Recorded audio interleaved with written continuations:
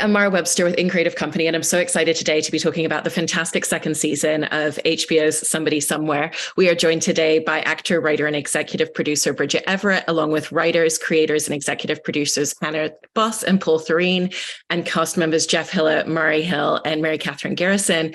And Hannah and Paul, in starting with the two of you, one of the things that I find so beautiful about this show is the fact that when you're writing the antagonistic elements for characters, it's all about the internal journey. It doesn't have to be some monumental, life-changing external thing that happens to them. It can be something as simple as what happens if my best friend doesn't have as much time to spend with me, and what does that make me reevaluate within myself?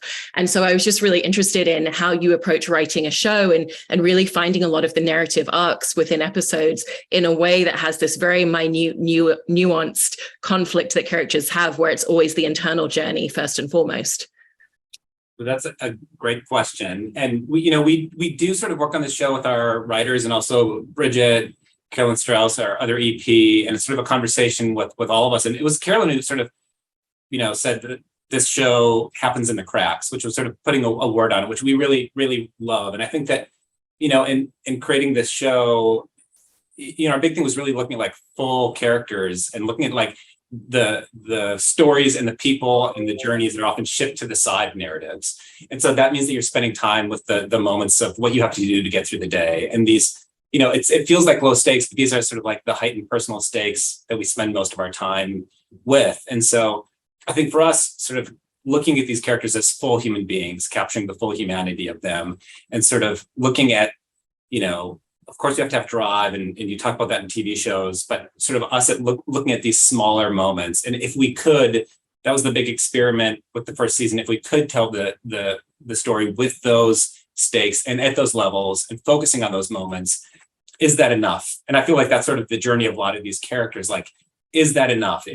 Are my dirty songs enough? Am I enough? And I think that, sort of that's been our journey, is like, is it enough to tell stories like that? So for us going into season 2, knowing that certain people respond to those types of stories, and that level of drama and that level of examination has been sort of a real treat that we get to do that again. And we've sort of opened up these characters in season 1. So season 2, there's all these risks of being a little bit open and a little bit vulnerable. And, it is still a coming of age story for all of these characters now that we're sort of living with. And there are consequences to opening yourself up to the world. It's pretty scary and risky. And, there's a lot of having to sort of find love in yourself, especially when someone might not be around all the time for you, which we sort of experienced for a lot of characters this season. Yeah. And off the back of that, Bridget, Sam's arc going into the second season, there's so many things that she's exploring within herself, and yet her external relationships are really what allows her to kind of come into a place of self-confidence in a lot of ways. And it's really lovely to see her in a space where she starts to see herself in the way that the people around her have always viewed her and seen her. And so I was interested in how you looked at a lot of aspects of the external relationships and friendships that she has, whether it's her sister or her best friend, and really looked at how are they viewing her in the story. And so how is that making her evolve within herself? Well, I think that's such a beautiful question, and I'm going to do a horrible job answering that, but I think it's like, at least in my experience, like, I feel like opening up and sort of walking back into life was a really long, slow dirge. And Mary Catherine, who was my roommate for many years, can attest to that, because she was in there in some of the real thick of it, the real meat of it. But I think like there's a lot of thinking about when we're thinking about the stories, like, okay, well, how does this, like, what's this doing for Sam? How is this opening her up? And there's a lot of times where I'm just like, I think this would make Sam shut down because it would make Bridget shut down. Like there's a lot of, it's a lot of incremental. Sam's growth is very incremental, where other people seem to be, I think Trisha's character moves a lot faster and further than Sam does. And it's just sort of thinking about how each character has learning from each other as you go along. And just speaking back to what you were saying before, that, it's sometimes it's hard when you're putting the script together to make those things really evident and really clear. But that it's a more personal moment. You just kind of have to trust that it's going to come out in performance. And luckily HBO is really good at like urging us along to sort of be like, well, there's not enough here. Like we still need to see more in the actual dialogue. Cause I think my default, and I think, Paul and Hannah are sort of the same, is like, well, it's just how she feels. You'll see it, you'll know. but sometimes you have to say the thing, you have to state the intention, you have to do the thing. So I don't know if I answered your very eloquent question. But I did the best I could, and we're all still here. And Jeff, in talking a little bit about Joel, there's a lot of really, kind of very realistic juxtapositions in who he is as a person. He's such an incredibly generous, kind-hearted person who makes a lot of space for other people, but he'll also set his boundaries and take up the space that he needs as well. He's generous and very complimentary and always uplifts people, but he also will express his dissatisfactions and things. And I love the nuance that gives you in scenes and being able to play, opposing truths within the same moment. And so I was just interested in how you've kind of found a lot of those intricacies with a character where there's often dualities at play in scenes, because I feel like we get to see moments where, Joel's laughing hysterically one second and then, saying something very serious and heartfelt the moment after. Yeah, I mean, I think it's the result of really good writing that is able to be interpreted very well. And I think also it's, for like 20 years, I've been playing like waiters, and it's so much easier to play a fully realized character because you never are someone who's like, all I'm thinking about is telling you don't have a reservation. That's it. But in real life, you have like all of these different things that are going on in your head, and it's actually much easier to harness that and play that kind of a role. So I love it. I love that you get to do lots of different things at once. It's wonderful. It's a gift. I love that for you so much. And Murray, with Fred, I wanted to ask about the way in which you get to play this character that always has such strong convictions and choices. Fred feels like the character that knows what they want in the world the most. And whenever they make a decision, it's never kind of questioning, is this the right thing to do? I'm getting engaged to someone I've known for years, and I know that this is absolutely the right moment for this. And so in turn, how does that influence a lot of your performance where you're playing a character that has such strong and chartered motivations and execution of all their decisions and choices? Well, now that you explain it like that, I feel that's how Bridget, Paul, and Hannah see me. No, I think Fred is is a slight default father figure in a way, or paternal in his mannerisms. So I think some of that comes out in the making decisions, doing convictions, because you've seen the show. These kids are a mess, right? And somebody's got to stay the course. And I think what I like about Fred is he's very subtle in his what he's in his like forwardness and his decisiveness. So he's somehow, you correct me if I'm wrong, because this guy used to be a gay waiter, is he's somehow the steady guy in the show. Yeah. So I don't know if that answered your question, but I'm doing the same answer that Bridget said, but you asked it so eloquently, and we're doing the best we can. Yeah, but I would say Fred is somehow a slight anchor with these misfits, and I'm the straight guy. Wrap your head around that. And Mary Catherine, when it comes to playing Trisha and looking at her journey going into the second season, everything that she wanted in her life and where she thought she was heading has been fully stripped away from her. And she's really at this huge crossroads in terms of professionally, what am I doing? Personally, what's my life? Do I feel like I could have another relationship after the breakdown of my marriage and how I was treated? And so how did you look at what you had built throughout the first season and think, well, if I strip away all these elements of what she thought she had built, where does that place her for this kind of new foundational space that she's building from? Well, it's not that hard to imagine, because I think if you get to be a certain age, and I'm almost 86 years old now, so, life throws a lot at you in those times. And I've personally had to sort of reevaluate who I am, where I am, what am I doing, what do I actually want? Did I really want that thing that's now gone? And so that's not far-fetched. And I think we should let all 25-year-olds know that that's actually on the horizon for everybody, that life shakes you up and, rolls the dice and spits you out.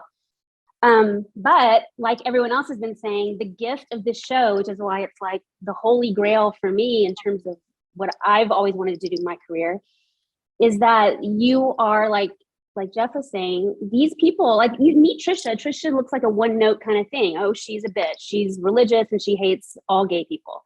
And then what you learn is that she's misled. She's just regurgitating stuff she's heard. She's defensive. She's nervous. She's vulnerable and doesn't want to be. And then because the writing is so wonderful, you actually as an actor get to go through all that, and you get to see that she's so much more than this one note thing, which I think is what you typically see on TV.